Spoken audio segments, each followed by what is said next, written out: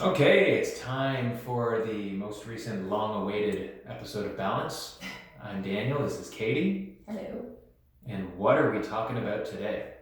Today we are talking about starting before you are ready. I think in business, especially, a lot of people think of these amazing ideas or want to get into business or change a career or whatever it might be, and they use a lot of excuses because they feel like they're not ready, and then they never get actually into it. That's fair. I think that's common. And I would suspect that everybody's been through that at one point or another. Yeah. And so, yeah, let's talk about it. And point first, for people who are watching, this is our first episode from the brand new pineapple room. And so I'm pretty excited about the pineapples in here. We're surrounded by them. Yeah, pineapples I never knew, but they represent welcome, Yeah, hospitality. Yeah. Friendship. So something warmth. new. So that we didn't even know that before we ordered the pineapples, and then we got them and found that out. So we felt that was pretty. I think they changed great. what pineapples mean when they realized it was coming to our office, and they're like, "Well, must be for the welcoming place. It's so warm and friendly." Yeah, I guess so. Anyway, I digress. So yeah, so I think what we want to talk about is just things that are going to distract you to make you believe that you're not ready to start something. And with all of the information on the internet, I think first and foremost, it's very easy to get wrapped up in all of the Google searches and all of the research, and I say that in quotations because a lot of the research that you think you might be doing isn't really effective. And you end up coming out of it with no results and no advancement in the idea that you want to pursue. Yeah, I think the moment you've decided you're not 100% on board with something, you will always be able to find somebody or something, or usually multiple things, that will tell you and reaffirm why you shouldn't do it. Absolutely. Always. And you brought up the internet. Yep. You can find anything you want on the internet. Yeah. If I get a sliver in my finger, it's everything from a sliver to cancer, depending on where I go, right? And if I want to tell myself that I'm going to die, I can find 100 people who will support me. Who will confirm that.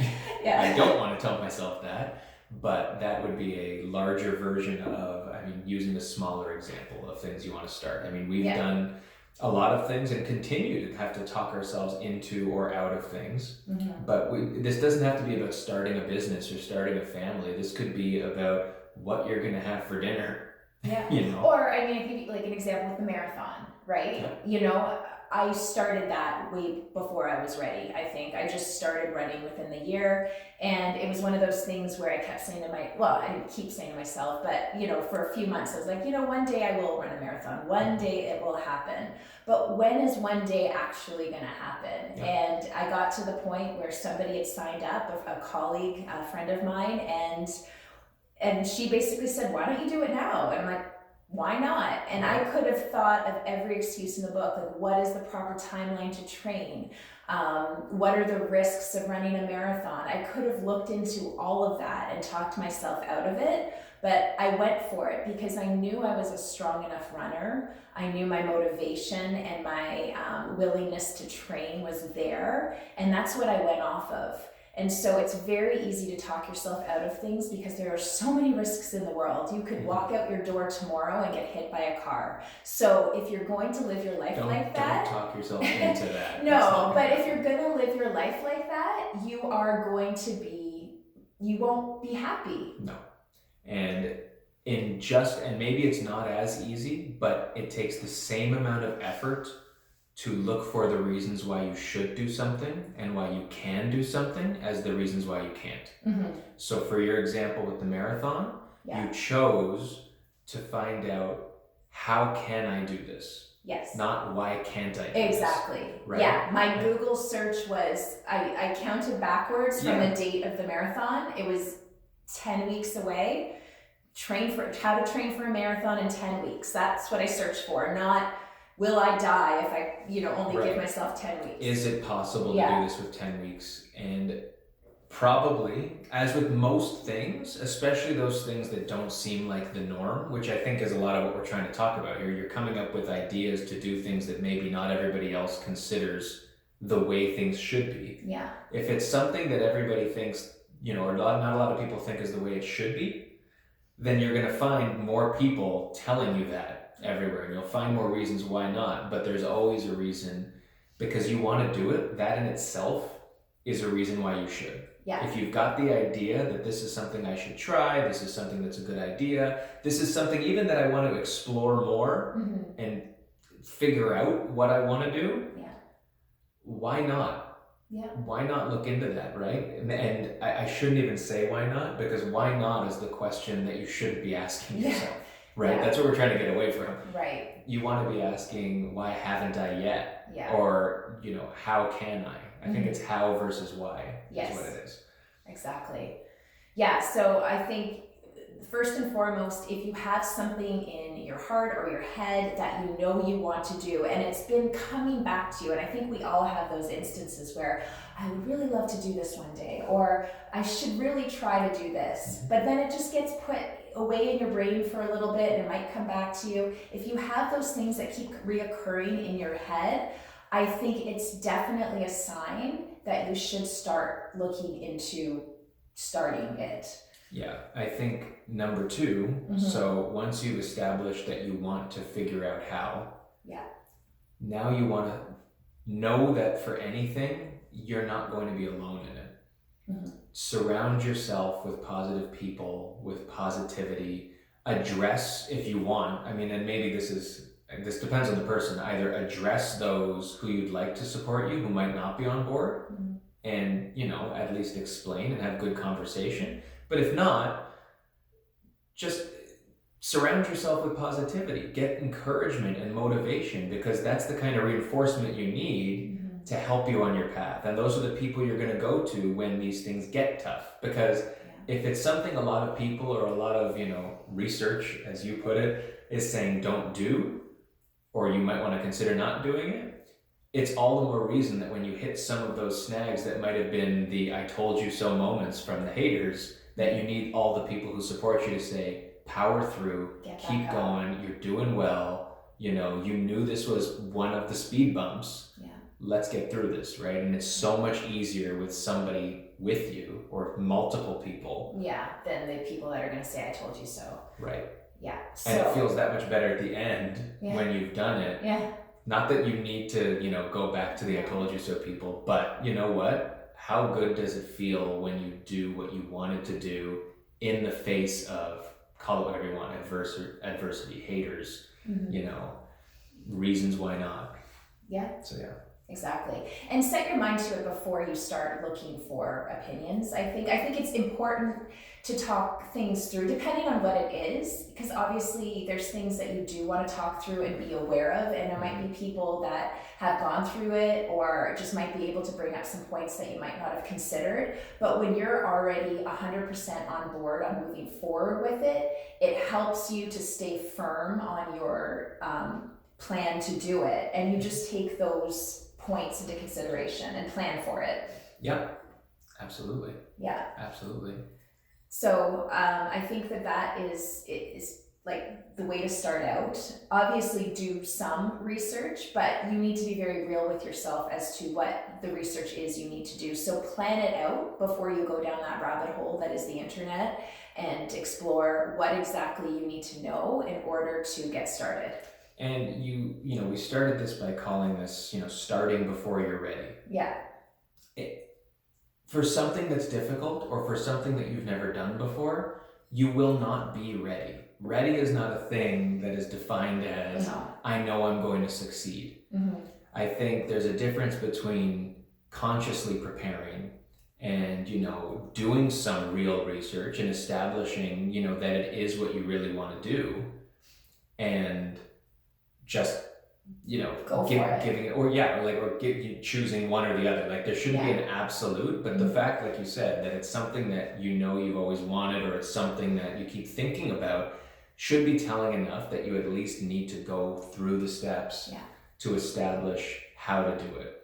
And be confident that you're gonna, regardless of what happens, you're gonna come out the other side stronger. Definitely. You could fail in the like, whatever the the outcome, absolute sense of failing is, but you will not fail. You will never fail if you try to do something new because it's in your heart to do it. And you will, and I hate to say it, but you will have failed. Yes. If you go through life wondering what if. Yeah. And wishing you had tried, but now, whatever. Now you've got new excuses. You know, as life passes you by, you can do anything at any time. Yeah. Right? I mean, save for, scientific boundaries or whatever, but you can do anything at any time. Mm-hmm. But when you're thinking about it and it's at you and you're thinking in the back of your head, this is something I should do now. Yeah.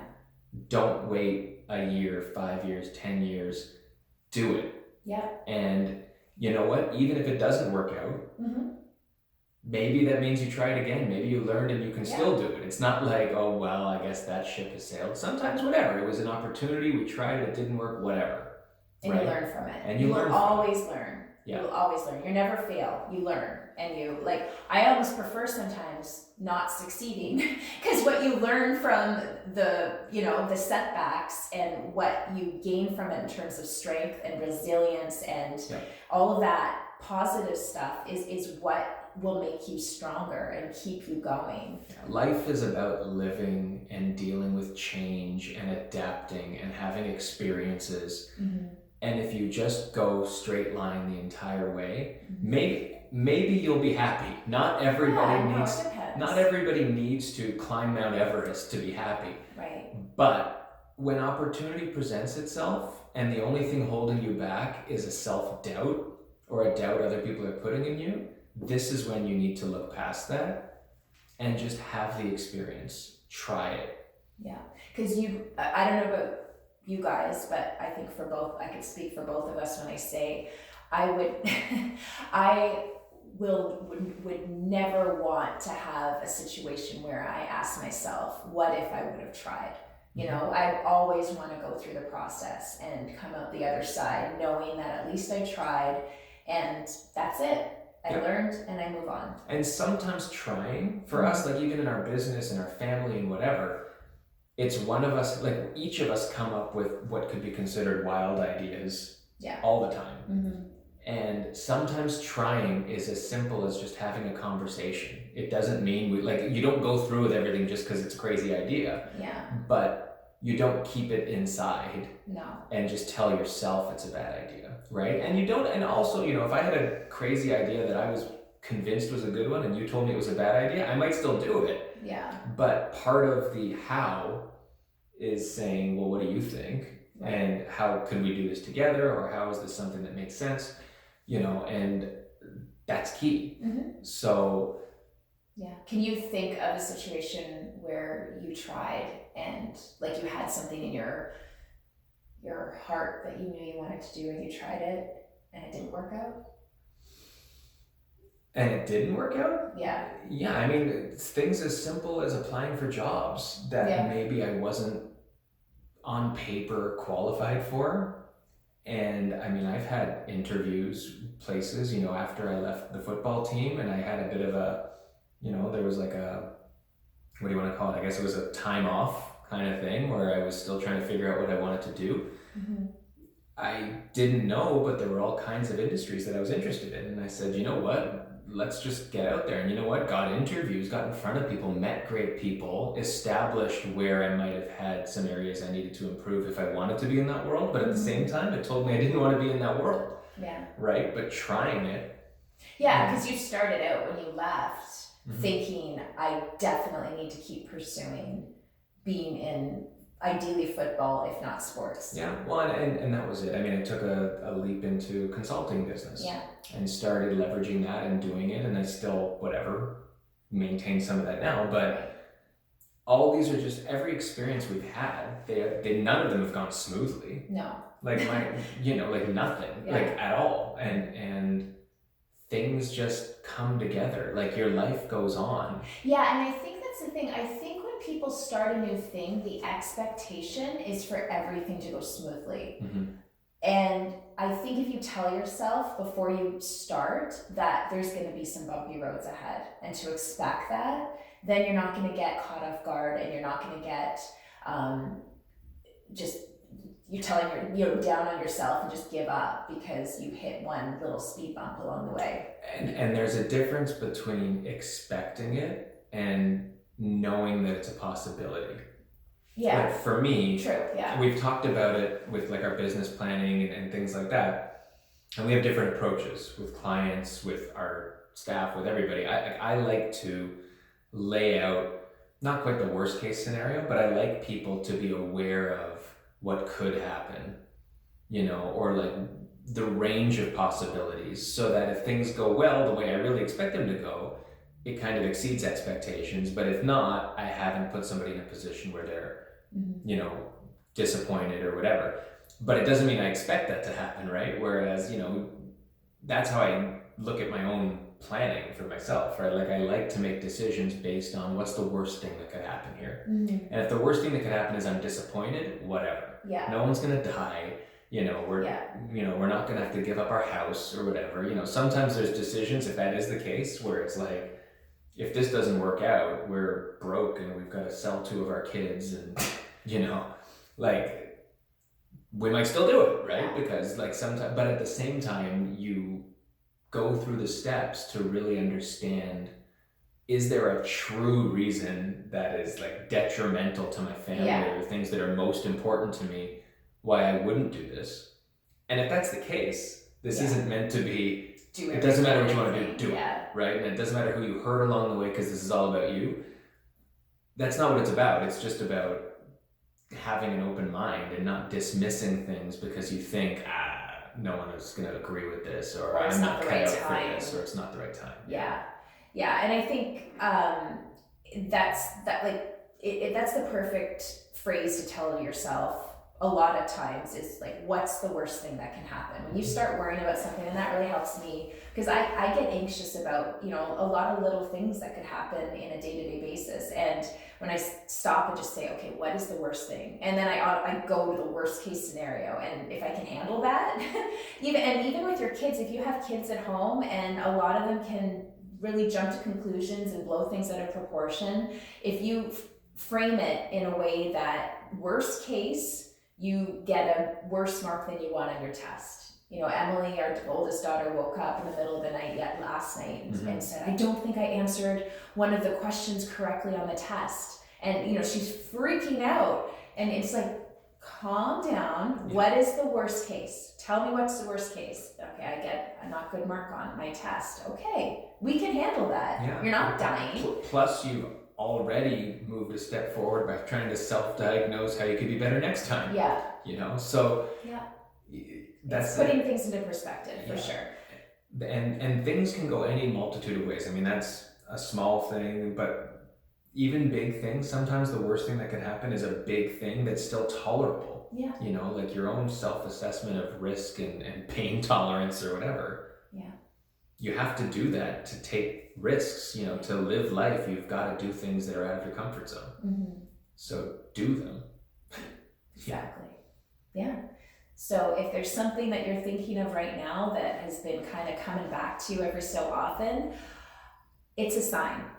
Explore it and just get started. See where it takes you. You don't have to go full tilt into it as a full-time job or anything like that. But if there's something that you've been interested in doing, give it a try step by step and see where it takes you. It could lead you down a completely different road, but at the end of the day, you won't be left with saying, what if I could have done this? What would have happened? You don't want to have that. Right.